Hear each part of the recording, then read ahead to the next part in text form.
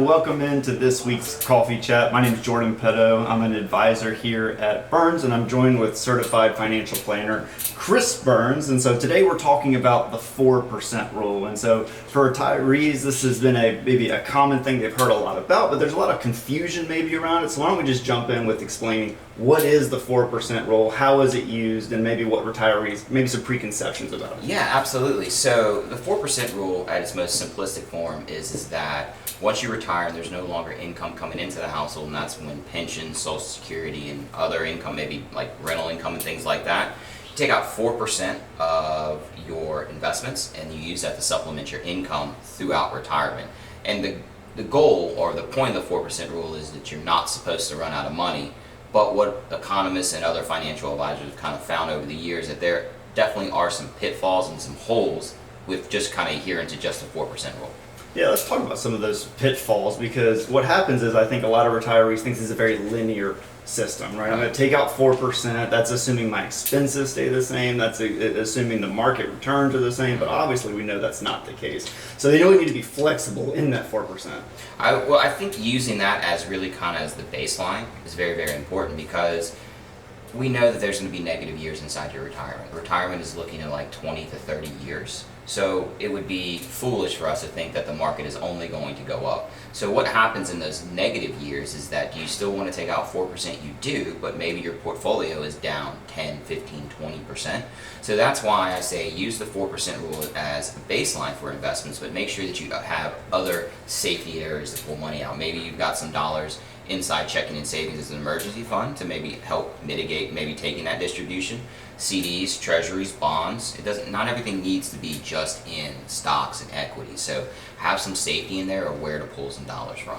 Yeah, I think that's the big topic, is just flexibility, because I love when you share the U story. What does spending look like in retirement? It's a big U. It's really heavy up front, maybe it bottoms out, but then at the end it ramps back up with healthcare. So the big picture is we have to be very flexible. It's a great guidance, but it's not necessarily a guarantee.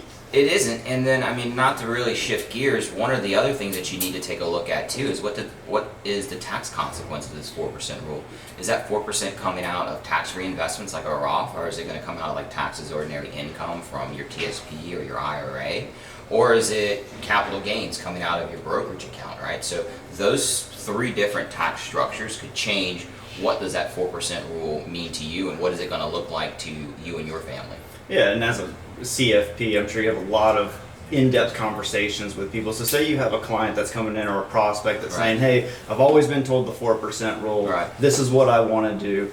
How do you help guide them and help them understand that? What are maybe some of the first things, or maybe some of those preconceptions that we just put it to the side and say, hey, this is the way that I think we should move forward with it? Yeah, when it comes to the 4% rule, the biggest thing that you need to do is that you need to kind of define what is the goal. So the first thing that you and I do when we sit down with a client is the budget, right? What is your monthly and annual expenses? Because maybe the 4% rule doesn't even meet what we're trying to do. Or maybe you don't even need to take out 4%. So when you and I sit down with clients and we build out those types of retirement programs, especially income focused, one of the things that you really like to do is that we're able to kind of plug in different things. Because 4% too, that doesn't take into account any type of inflation.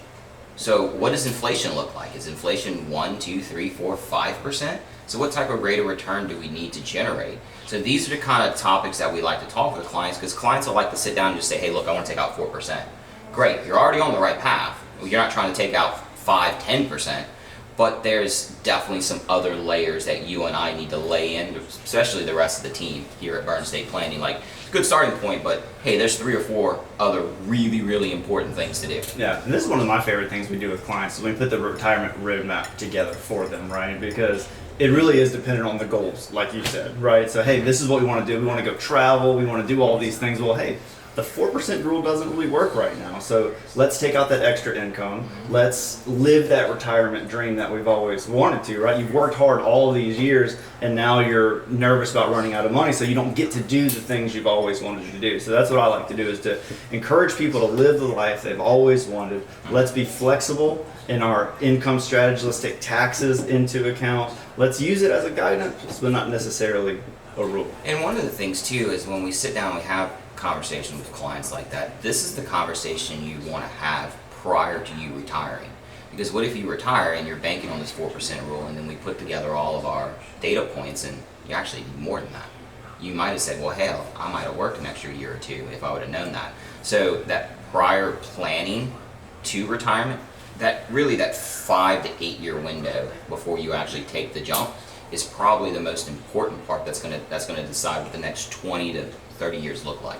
Yeah, so I think we covered the 4% rule here today. Chris gave a lot of guidance on that, sharing like how we like to sit down with clients and talk to them about what that actually means. But of course, when we talk about retirement, everybody is unique and every case is different. So bringing your goals, your wishes, expectations to the table, knowing how you're invested, let's put all that together for you, create a custom plan so you can live that retirement dream you've always wanted. So appreciate you guys joining in, and we'll see you next time.